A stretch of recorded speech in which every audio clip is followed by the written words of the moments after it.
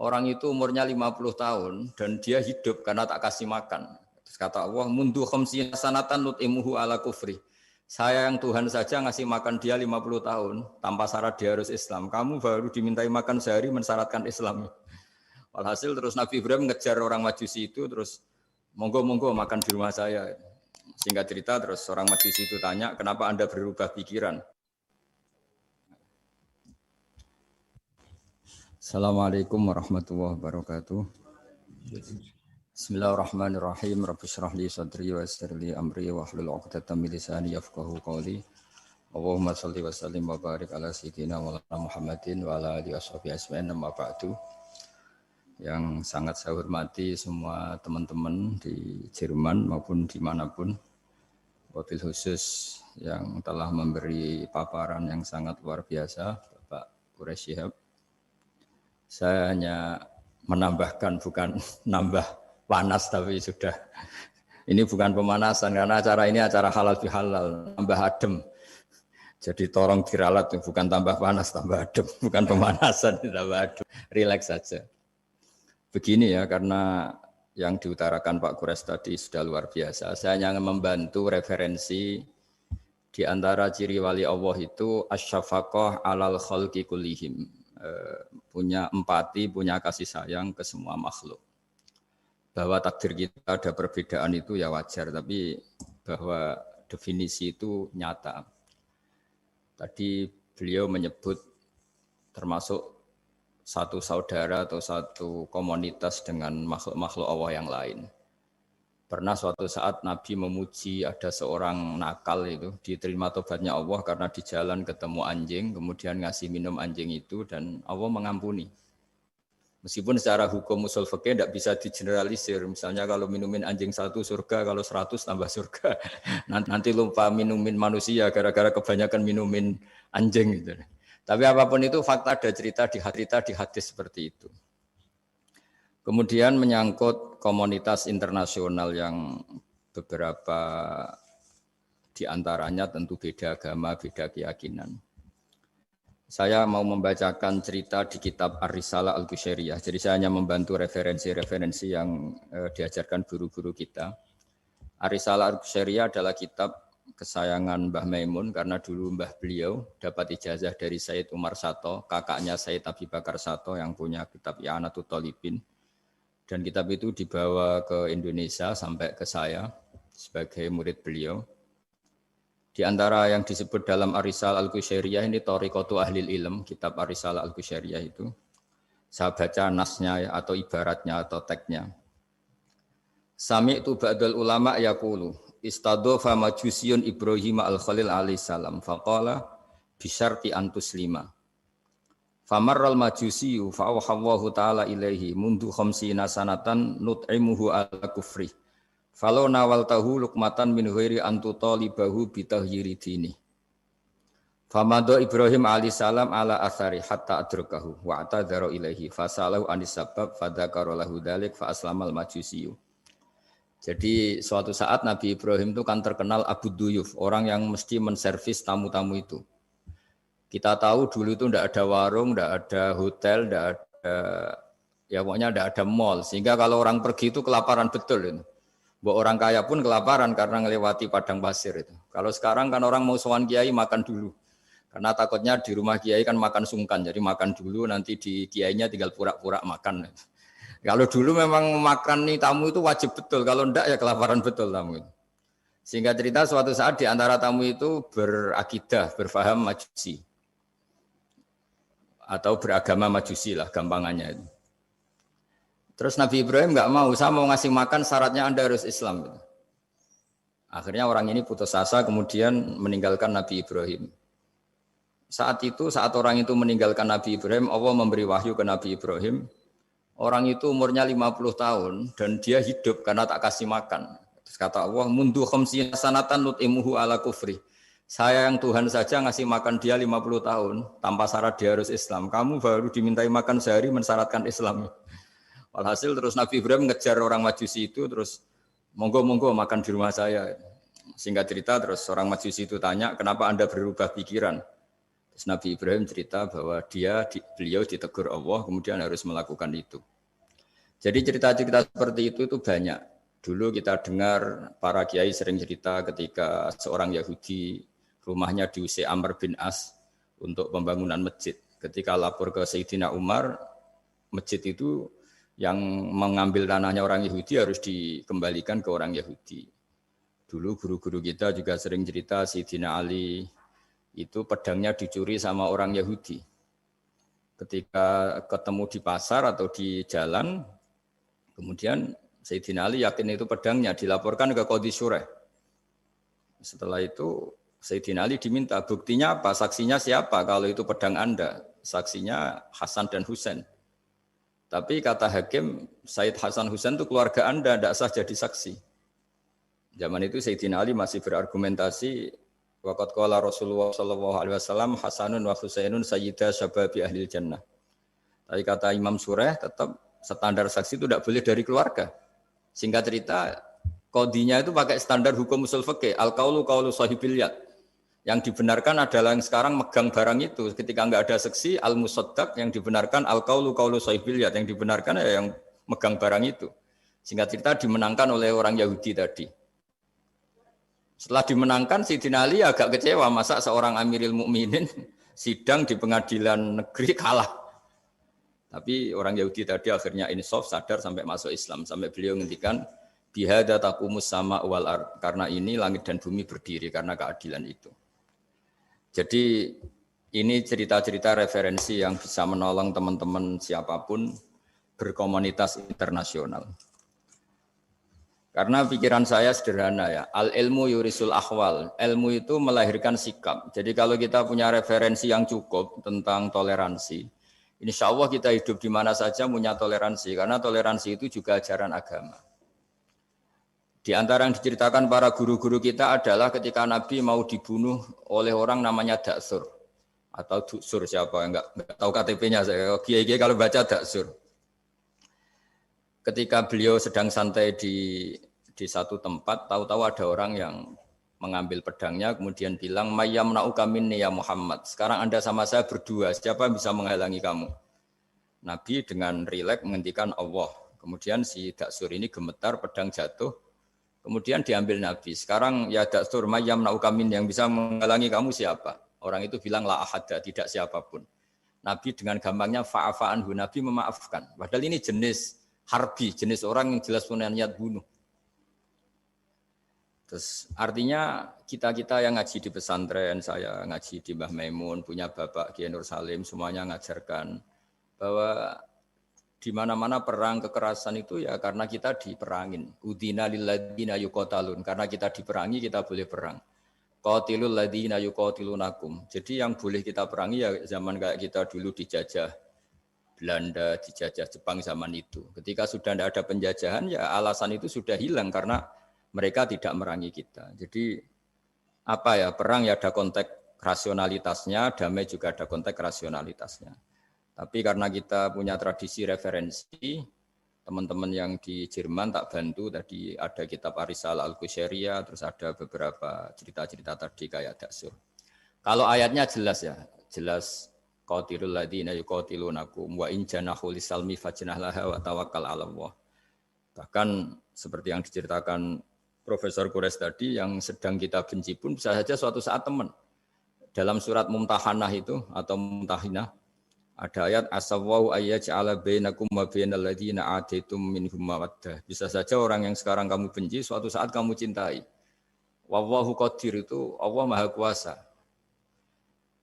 Dan tadi saya menambahkan yang dikatakan Profesor Quraisy tentang belajar. Dulu Nabi itu enggak puasa Asyura. Tapi ketika datang ke Medina, orang-orang Yahudi itu puasa Asyura. Coba tanyakan ke mereka, kenapa puasa tanggal 10? Terus mereka menjawab, yaumun najjawahu fi Musa, itu hari yang Allah menyelamatkan Nabi Musa. Terus fa'amara bisyami, kemudian Nabi menyuruh sahabat puasa. Artinya dulu itu segampang itu hidup, itu sesuatu yang baik, apa ya sudah ditiru. Meskipun kita tahu Nabi itu tentu mustaqil bil ijtihad, Nabi itu orang yang mandiri. Tapi memberi percontohan kita betapa gampangnya kita seperti itu. Dulu ada seorang Yahudiyah meminta sama Sayyidah Aisyah dan dikasih. Ketika dikasih, dia mendoakan, semoga kamu Aisyah selamat dari siksa kubur. Zaman itu Sayyidah Aisyah itu belum tahu tentang siksa kubur, sehingga beliau engkar, nggak percaya. Tapi setelah Rasulullah datang dan diceritanin, Nabi, oh iya siksa kubur itu ada. Dan semenjak itu Nabi selalu isti'adah minta perlindungan dari siksa kubur. Jadi dulu di komunitas-komunitas beda agama, sesuatu yang benar ya dibenarkan. Makanya kaidah umum dalam interaksi antar agama itu la tusaddiquhum wa la tukadzibuhum. Ya kamu jangan bilang iya, jangan-jangan enggak, ya jangan bilang tidak, jangan-jangan iya. Jadi aturan ilmunya jelas la tusaddiquhum wa la tukadzibuhum. Ya artinya sesuai referensi ilmu lah kira-kira begitu. Terus yang terakhir, ini saya mohon maaf sama komunitas di Jerman karena saya ini pura-puranya aja sibuk. Karena saya kira ini seberapa jam lagi saya ngajar ini. Nanti kalau saya tidak ngajar di sini yang ngundang agak-agak dosa. Jadi supaya sama-sama tidak dosa ini saya ya nuruti jenengan. Tapi ya karena saya ngajar ini juga yang datang orang macam-macam. Ada yang Kalimantan, Sumatera mau ngaji di sini. Ini seberapa jam lagi saya ngaji Sahih Muslim. Yang terakhir ini di halaman Kitabu Adabil Ulfa wal Ukhuwah halaman 285 dalam Ihya juz 2. Jadi kitab saya juz 2. Mungkin kalau beda cetakan yang jelas ikut Kitabu Adabil Ulfa wal Ukhuwah. Di sini diterangkan oleh Imam Ghazali dengan beberapa riwayat yang disebut al-jironu salasatun. Bertetangga itu ada 3. Jarun lahu hakun wahid. Ada tetangga yang punya hanya 1 hak. Wajarun lahu hakoni wajarun lahu salah satu hukukin. Terus beliau cerita yang punya 3 hak itu ya tetangga, ya seagama, ya masih ada hubungan kerabat. Yang punya 2 hak ya tetangga, ya seagama. Terus wa amal ladzi lahu hakun wahid fal jarul musyrik. Yang punya hak 1 itu tetangga yang beda agama. Jadi intinya tetap dikasih hak meskipun beda agama. Sampai diantaranya disebutkan juga di halaman 287. Imam Ghazali ngendikan beliau berfatwa dan beliau bercerita Rawahu Umar bin Shu'aib an Nabi an Jaddih anin Nabi. Terus qala Mujahid kuntu inda Abdillah bin Umar wa ghulamun lahu yaslahu syatan. Faqala ya ghulam idza salakhta fabda bijarinal Yahudi. Abdullah bin Umar itu sedang memasak kambing atau itu pembantunya ini sedang nguliti kambing. Itu pesannya Abdullah bin Umar ya ghulam idza salakhta fabda bijarinal Yahudi. Nanti jangan lupa tetangga kita yang Yahudi. Ini di Ihya halaman 287. Hanya cerita kebaikan. Jadi cerita-cerita perang itu ya karena kita diperangin, tapi ya kalau kita dibaikin ya baik, itu ajaran Islam. Hatta qala dzalika miraron. Faqala lahu lima taqulu hadza. Ini pembantunya juga enggak langsung menerima. Kenapa saking enggak mau nerimanya diulang-ulang lagi oleh Abdullah bin Umar. Faqala inna Rasulullah sallallahu alaihi wasallam lam yazal yusina bil jar hatta khasyina annahu sayuwarrithu. Kenapa engkau melakukan itu ya Abdullah bin Umar? Terus beliau menjawab, Rasulullah itu selalu berpesan untuk berbuat baik sama tetangga. Tadi kita tahu kalau tetangga punya 3 hak, berarti seagama, ada hubungan kerabat, hakul jar, berarti 3. Ada yang seagama dan tidak punya hubungan kerabat, berarti punya 2 hak, yaitu 1 agama dan kerabat. Ada yang punya 1 hak saja, ya tidak keluarga, tidak seagama, tapi karena tetangga itu juga tetap punya hak.